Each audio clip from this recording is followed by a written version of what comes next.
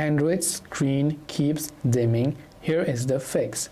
So if your Android screen is actually dimming for some reason, for any reason, this could be due to many reasons. Sometimes it is a feature and not a bug.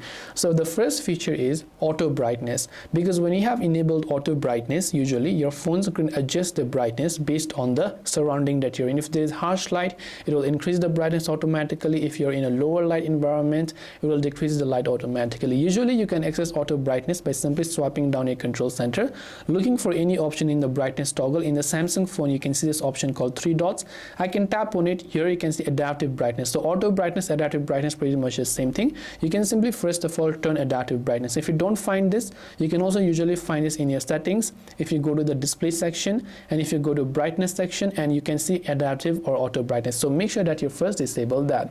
Second is if you have power saving mode enabled. So if you have enabled power saving mode, make sure you go ahead and then disable that as well, to see if that actually helps you.